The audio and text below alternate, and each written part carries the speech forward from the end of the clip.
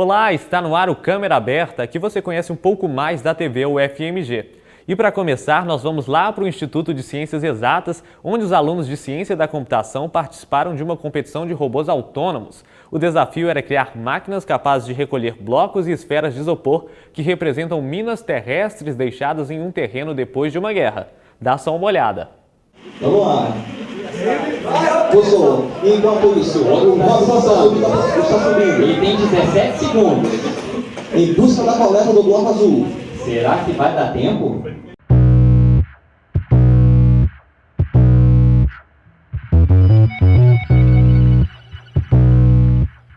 Hoje a competição final da disciplina de Introdução à Robótica, ofertada pelo Departamento de Ciência da Computação, e a ideia dessa competição é dar a possibilidade dos alunos aplicarem, numa missão, numa tarefa mais completa, tudo aquilo que eles foram aprendendo durante o semestre todo.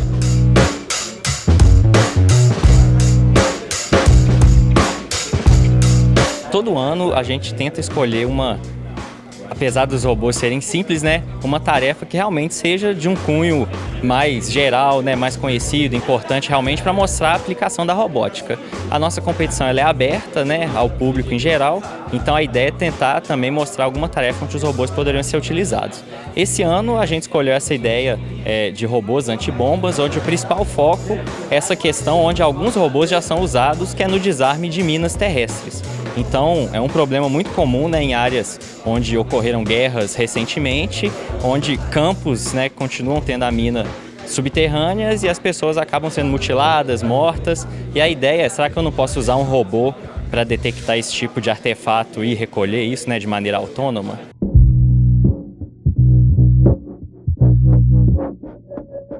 Quando a gente fala de ambientes externos, as principais aplicações que a gente pode ter é monitoramento, vigilância, busca e salvamento, Uma das principais aplicações que a gente pode citar aqui no caso do Brasil seria, por exemplo, monitorar a Amazônia, onde a gente tem uma área enorme, a gente não vai conseguir cobrir isso geralmente utilizando apenas agentes humanos e a gente poderia ter esse tipo de participação também de robôs.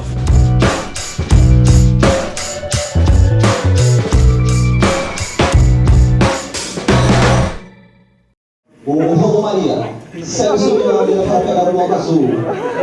O robô Relâmpago Marquinhos, ele está só admirando. Não conseguiu, tá voltando.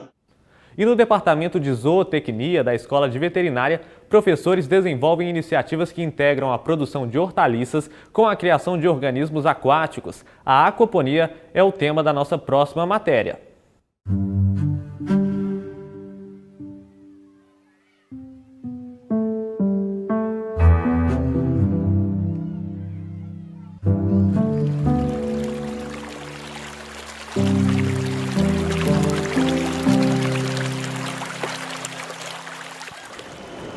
O processo de aquaponia é um sistema integrado do cultivo de organismos aquáticos com vegetais. Para funcionar o sistema de aquaponia, a gente precisa dos peixes que vão produzir suas excretas e as sobras de rações que são ricas em compostos nitrogenados. Esses compostos nitrogenados vão atuar no sistema, sendo aproveitado pelas plantas para que elas possam crescer. A ideia ela vem de uma demanda que a gente vê crescendo, o pessoal buscando fontes alternativas de alimento saudável, e a aquaponia ela permite isso. As vantagens do sistema é que a gente trabalha com um sistema de recirculação de água, então o uso de água é mínimo. Essa água fica recirculando entre os peixes e os vegetais e assim mantendo vivo tanto os animais aquáticos quanto as plantas. Ele é um sistema ambientalmente correto, uma vez que a gente usa pouca água e consegue produzir tanto organismos aquáticos como plantas para consumo humano. A ideia nossa, por a gente estar em Belo Horizonte, é conseguir atender essa agricultura urbana, que também surge como uma onda crescente aí, de você ter a parte da logística mais facilmente atendida pela agricultura urbana. Então a gente sabe que no caso de Belo Horizonte as casas, os espaços são pequenos, são reduzidos, e a gente teria essas unidades menores, e até menor que essa aqui poderia ser montada também, em varandas de apartamento, em garagem, algum espaço que a pessoa teria em casa. O que tem nos chamado a atenção é o interesse da população por esse tipo de sistema. uma vez que cada pessoa pode implantar o seu próprio sistema no seu terraço, na sua varanda ou no seu próprio quintal, produzindo assim um alimento de qualidade para ela e sabendo que esse alimento está livre de qualquer substância química ou qualquer agrotóxico.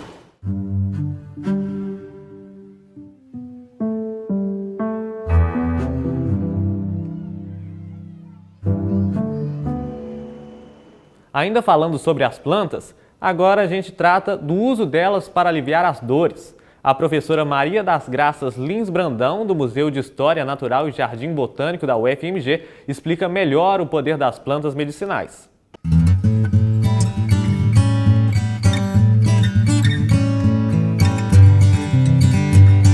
Dentro de cada folha, de cada raiz, de cada parte da planta, está cheio de substância química. Substância química como igual a qualquer remédio de farmácia. Então, quando você faz um chá, faz uma pomada, algum produto, ou compra na farmácia um medicamento fitoterápico, por exemplo, você está administrando substâncias químicas, que são os princípios ativos, né? Então, as plantas são maravilhosas. Agora, tem que usar direito, né? Tem que usar a planta certa, na dose certa, fazer o remédio correto. A medicinal é toda aquela que o pessoal diz que serve para alguma coisa, né? Fitoterápico é a planta medicinal, é o produto de planta que passou pelo crivo da ciência, que foi testada, né? Testada em animais, testada em humanos, já se conhece o princípio ativo, tem controle de qualidade. Então, um grande exemplo, né, que eu tenho aqui na minha mão, ó, isso aqui, por exemplo, esses boldos, né? O pessoal adora boldo, né? Essas plantas aqui também conhecidas como boldo, são plantas africanas, elas não são plantas brasileiras, e elas pode ser consideradas como uma planta medicinal, porque o uso dela é totalmente popular, ela não tem um estudo científico definido. Mas o boldo do Chile, né, que é uma planta que não tem aqui, é uma planta totalmente confirmada os efeitos dela, ela tem segurança testada, eficácia testada, então ela é considerada um fitoterápico. Nosso país é o campeão da biodiversidade, aqui é o lugar que tem mais plantas no mundo inteiro. E além disso, a gente tem uma tradição, né, que veio dos indígenas, associada com as plantas que os africanos trouxeram, que os europeus trouxeram. Então nós temos uma gama enorme de plantas medicinais usadas aqui que é pouco aproveitada, né? Então, transformar a planta em produto é um processo demorado e muito caro. Infelizmente, no Brasil, isso é muito atrasado, é uma pena, né? Porque a gente tem toda uma riqueza aí, pelo contrário, né? As plantas brasileiras vêm sendo cada vez mais destruídas, né? Sendo substituídas, né? A vegetação é substituída pelo agronegócio, pela soja, pelo eucalipto, a Amazônia. Aqui é uma coisa, infelizmente, muito ruim nessa parte.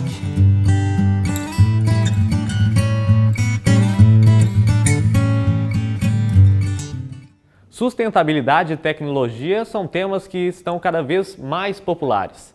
Já pensou na possibilidade de aliar os dois em benefício de um planeta melhor? Os alunos do curso de Engenharia de Controle e Automação da UFMG pensaram. Olha que legal, eles criaram um aplicativo que conecta bares, condomínios e restaurantes a empresas de coleta de óleo.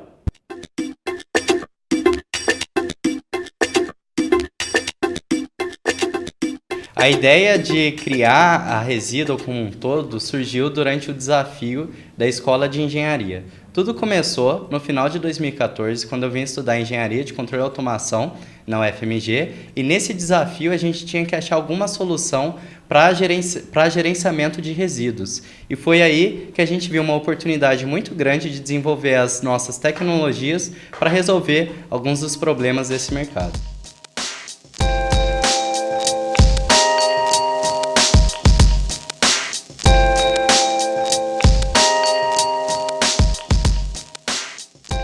O óleo de cozinha, hoje são cerca de apenas 5% de tudo que é produzido é reciclado. E esse é um resíduo altamente perigoso, visto que 1 litro de óleo pode poluir até 25 mil litros de água. Então é um resíduo que a gente decidiu focar e ao mesmo tempo é um resíduo que quando reciclado, ele se torna uma energia renovável. Ele vira um biodiesel, é uma transformação praticamente de 1 para 1. Então a gente viu nele uma oportunidade de começar o nosso negócio tirando um resíduo altamente perigoso e potencializando a produção de uma energia renovável.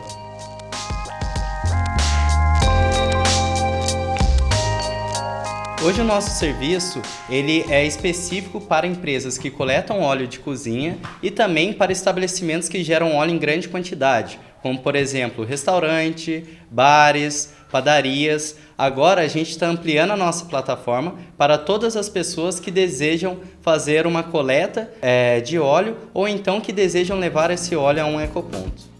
Ainda falando sobre esse tema, a gente conhece agora um pouco mais sobre os objetivos estabelecidos pela ONU em parceria com várias nações em busca de um mundo mais sustentável.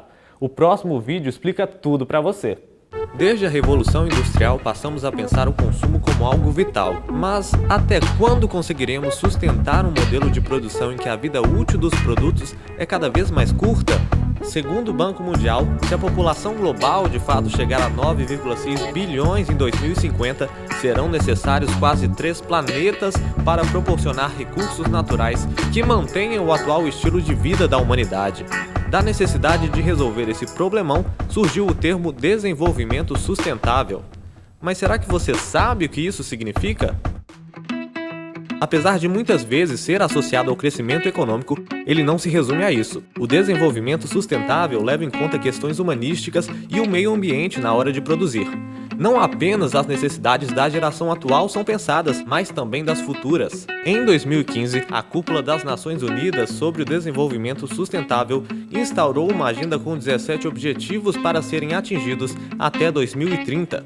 No Brasil, dados do Banco Mundial mostram que a crise econômica poderá levar até 3.600.000 brasileiros à miséria. Com isso, o primeiro objetivo é erradicar a pobreza em todas as suas formas e em todos os lugares. O segundo objetivo é acabar com a fome. De acordo com o relatório da ONU, a combinação de preços altos, conflitos e condições climáticas extremas aumentaram para 108 milhões o número de pessoas afetadas pela falta de comida no mundo. Essas metas se ligam ao terceiro objetivo: assegurar uma vida saudável e promover o bem-estar para todos em todas as idades. Mas, para garantir esse bem-estar, também é preciso promover educação. Por isso, o quarto objetivo é assegurar ensino inclusivo de qualidade a todos e a todas também. Dados do IBGE mostram que as mulheres trabalham em média 7 horas e 30 minutos a mais que os homens por semana. Em 2015, a jornada total média das mulheres era de 53,6 horas, enquanto a dos homens era de 46,1 horas. Dessa forma, o quinto objetivo é alcançar a igualdade de gênero e empoderar todas as mulheres e meninas. Independentemente do gênero, todos precisam de água e energia. Pois bem, o sexto objetivo visa garantir disponibilidade de água e saneamento para todas as pessoas. O sétimo garante energia limpa, acessível, sustentável e renovável. A taxa de desemprego no Brasil atingiu 13,2% segundo o IBGE. O oitavo objetivo visa reverter números assim.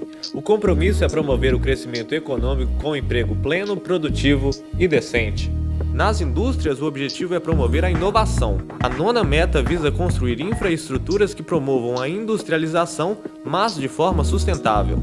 Já o décimo objetivo visa reduzir a desigualdade dentro dos países e entre eles. Para isso, o 11º objetivo busca tornar as cidades e os assentamentos humanos mais inclusivos, seguros e saudáveis. Lembra da história de consumir e produzir de forma consciente? Pois bem, isso precisa constar na Agenda das Nações. É, aliás, o 12º objetivo, que visa assegurar padrões sustentáveis para que não se comprometam as gerações futuras. O 13º objetivo aconselha que medidas urgentes sejam tomadas para combater mudanças climáticas. Ainda são objetivos preservar a vida marinha e terrestre. O 16º objetivo busca promover sociedades pacíficas e inclusivas, além de proporcionar o acesso à justiça para todos. Mas para que isso tudo aconteça, é preciso um empurrãozinho. Assim, o último objetivo visa formar parcerias para implementar globalmente o desenvolvimento sustentável.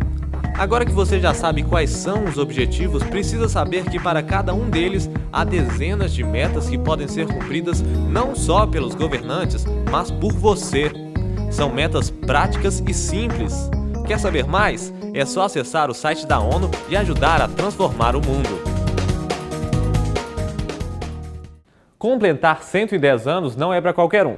Esse é o tempo da fundação da Faculdade de Odontologia da UFMG, celebrado em 2017. E o melhor é que a história da odonto pode ser conhecida por meio do Centro de Memória da instituição. Instrumentos usados no ofício de cirurgião dentista são expostos de forma permanente.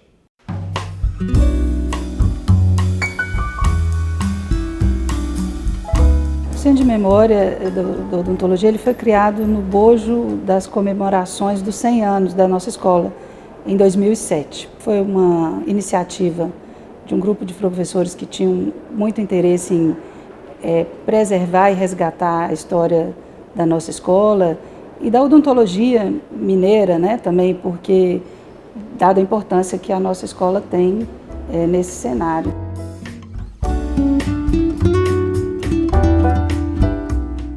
Nosso acervo, ele é composto por equipamentos, né, odontológicos, principalmente as cadeiras. Nós temos um conjunto de 3 cadeiras odontológicas que marcam uma evolução desses equipamentos e da prática odontológica, eles refletem isso, né?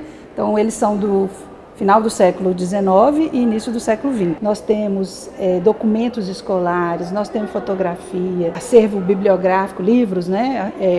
Tem o acervo também artístico, temos vários quadros, vários retratos.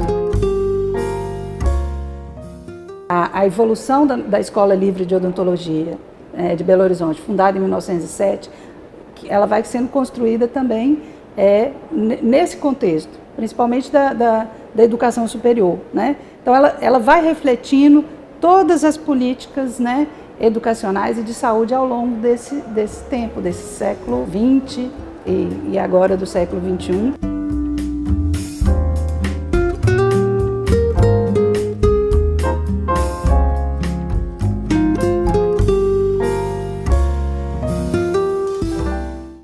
No dia 27 de junho, a UFMG teve a sua primeira parada do orgulho LGBT. A iniciativa foi idealizada e organizada por estudantes com o propósito de dar visibilidade e discutir a discriminação e o preconceito nos campi.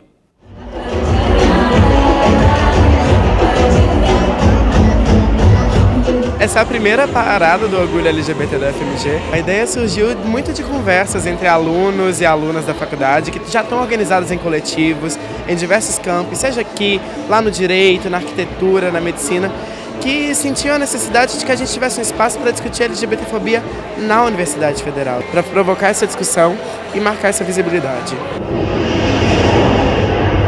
Isso auxilia na sociedade do futuro, os estudantes aqui que vão formar a opinião no futuro. Então, é extremamente necessário e político.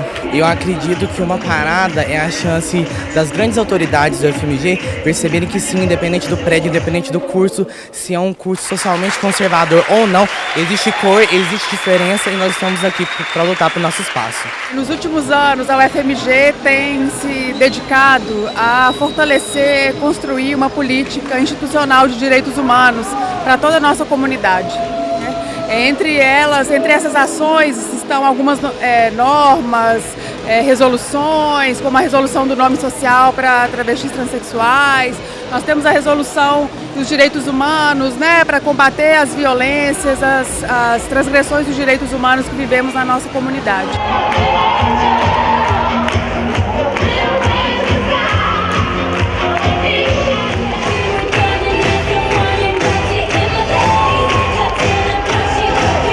Parada LGBT em qualquer lugar é um movimento de representação, de visibilidade, e não é como a maioria das pessoas pensam, que é festa, que é orgia, que é só música, que é dançar. Não, é um movimento que tem uma importância política, uma importância social, que traz a nossa mensagem de que nós estamos aqui, nós existimos, nós somos pessoas comuns e que não tem nada de errado nisso.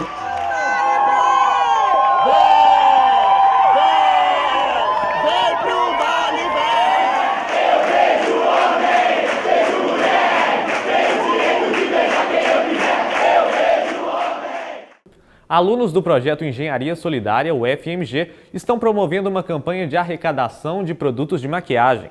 As doações serão utilizadas em uma oficina para mulheres trans da ONG Transveste.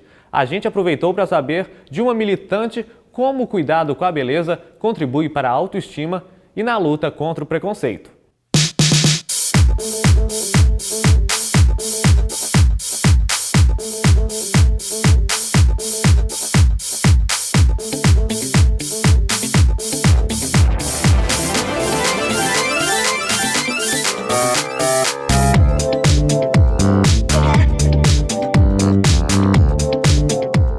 Todas as mulheres, seja ela cis, seja ela trans, a aparência é sim fundamental. Quando você confia mais em você, quando você acredita mais em você, tudo fica mais fácil. E a aparência É isso daí. É você se olhar no espelho, se sentir bem, a sua autoestima está sempre em alta e você está pronta para enfrentar um mundo na qual você sofre todos os dias, pelo menos com um sorriso, com uma boa aparência, uma aparência saudável, uma autoestima mais alta, porque autoestima é a porta de tudo. Se você acorda bem, se você está bem, se você olha no espelho e diga, nossa, poxa, hoje eu tô bonita, você pelo menos está mais pronta para enfrentar esse mundo de preconceitos.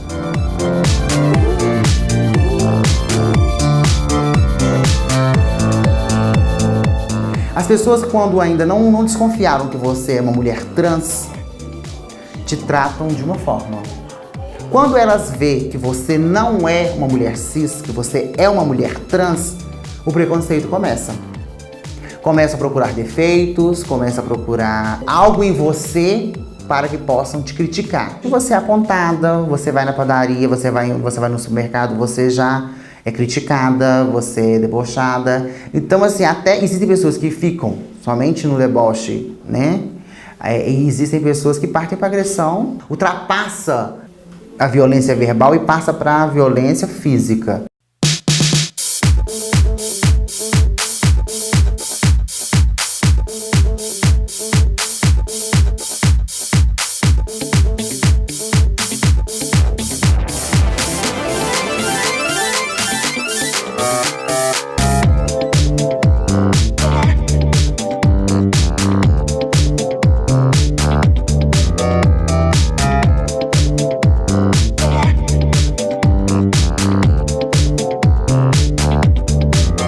A minha luta é sempre para defender todas as transexuais contra a violência. Sou Brenda Prado, sou militante nas causas LGBT, sou defensora das transexuais trabalhando à noite e também sou transexual. A Prefeitura de BH tem um projeto chamado Câmara Mirim, que busca desenvolver nos jovens a consciência política. Uma das sessões aconteceu no Centro Pedagógico da UFMG. Alunos de escolas públicas vivenciaram por um dia a experiência de ser um representante do povo e, dessa vez, discutiram segurança pública.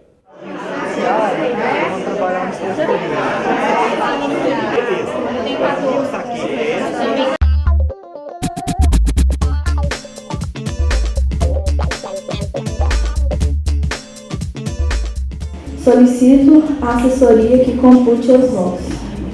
Vereadora Mirim Roberta, qual é o seu voto? Meu voto é Eduardo.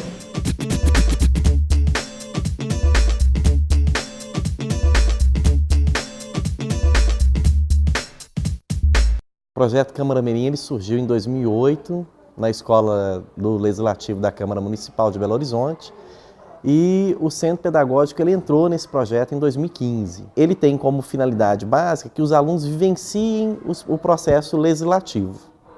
Nessa vivência desse processo legislativo, eles têm momentos que eles vão trabalhar oratória, desinibição, redação oficial, né, redação legislativa, além de trabalhar processos que simulam etapas do processo legislativo.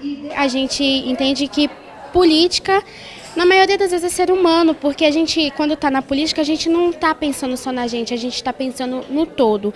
Então, quando você aprende desde cedo, você aprende a ter escolha, você aprende a participar, você aprende que política não é só quem está lá na frente. Política somos nós todos. É um projeto bastante importante para incentivar a criança a participar dessas intervenções, criação de projetos de leis. Então, assim, é uma coisa que quando eu descobri, eu já fui correndo procurar o que é, participar. Eu fiquei bastante impressionado com o que é o Câmara Mirim. Então, na minha opinião, é bastante importante. Ao longo de todo o processo, cada escola e o Centro Pedagógico como participante também, tem momentos de ouvir a comunidade, das demandas que a comunidade tem, porque eles têm uma missão de transportar essas demandas em forma de propostas de leis para serem apresentadas no Câmara Mirim. Hoje a gente vai ter a participação de pessoas do Executivo que trabalham com segurança pública, né, fazendo uma defesa de pontos de vista diferentes, e os vereadores mirins têm a oportunidade de, através da oitiva de ideias diferentes e perspectivas diferentes, se posicionarem. A segurança ela, como posso dizer, tá na vida de todo mundo todo dia. Se você não tem confiança naquele lugar, como é que você pode recomendar aquele lugar para as pessoas? Como é que você pode continuar morando naquele lugar? Segurança é a mesma coisa que confiança. Se você não tem confiança naquele lugar, você não pode continuar lá. O meu bairro é menos seguro do que eu vejo aqui. O campus da UFMG, por exemplo, eu acho bem seguro. Eu nunca vi nenhum ato infracionário aqui não. Mas eu acho a segurança de Belo Horizonte bem moderada assim, comparando com outras cidades como Rio de Janeiro, São Paulo, e estereotipando um pouquinho, é bem pior do que aqui, pelo menos na minha opinião. Menos, esse não é o meu problema. Não estão assaltando a minha casa, então não é problema meu. Não. Se está assaltando a casa do vizinho, o problema é nosso, porque se assaltar dele, pode assaltar a sua. Então, menos negligência, mais participação, mas o problema não é só meu, o problema não é só seu, o problema é nosso.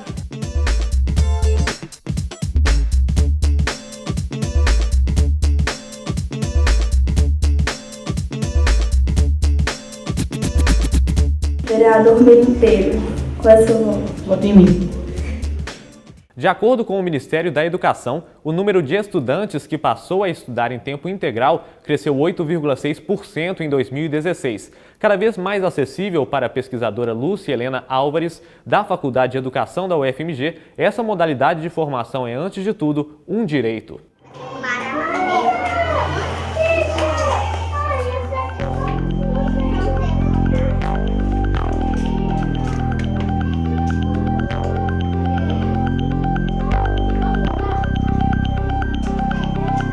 A educação integral, ela pode ser pensada de várias formas. Eu entendo a educação integral como um direito, com alguns elementos importantes. Primeiro, entender esse estudante na sua integralidade. Ele não é só um aluno de uma escola. Ele tem um corpo, ele tem uma raça, ele tem uma cor, e nesse sentido a gente pensar ele como um sujeito sociocultural. O projeto Escola Integrada começou na Paulo Freire há mais ou menos 8 anos atrás. A escola foi uma escola piloto no projeto. A ideia no primeiro momento da prefeitura foi retirar as crianças da rua pela região ser uma região de risco social. Mas à medida que os anos foram passando, e o próprio projeto também tomou uma cara nova, a gente acabou implantando uma parte pedagógica no projeto. Então hoje a Escola Municipal Professor Paulo Freire tem em torno de 347 alunos, dividido entre adolescentes e crianças. Os adolescentes frequentam o período da manhã, mais ou menos 120, 130 adolescentes, e o restante são crianças de 5 a 9 anos. Eles passam 9 horas no espaço escolar. E a nossa ideia com o projeto é melhorar a qualidade desse aluno em sala de aula e melhorar a qualidade de vida dele, né, em consequência do tempo que eles passam conosco. A gente pensa na educação escolar muito na perspectiva do cognitivo. A educação integral pensa no estético, no ético, no emocional e também no cognitivo. E o território, os espaços, né? A gente pensa a educação muito na perspectiva da escola como um único espaço. E a ideia da educação integral é pensar na cidade como território educativo, no bairro. Quais são os pontos positivos? Primeiro, a segurança das crianças, que não ficam expostas às violências, né, do bairro.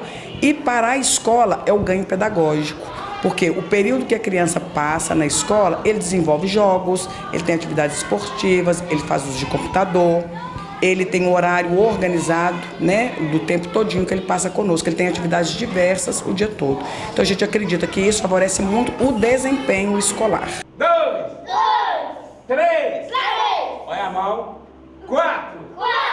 Não é possível pensar que a educação integral se faz com um único profissional, com uma única instituição.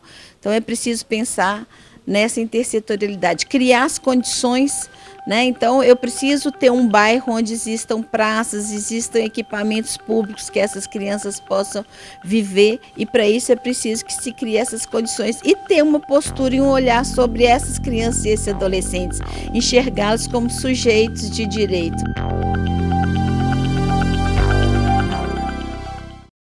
Abre aqui. Perna de trás, sobe e desce. Volta lá atrás de novo. Subiu, desceu. Vamos lá. Tirou sentido? Aí. O Câmera Aberta vai ficando por aqui. A gente se vê em breve.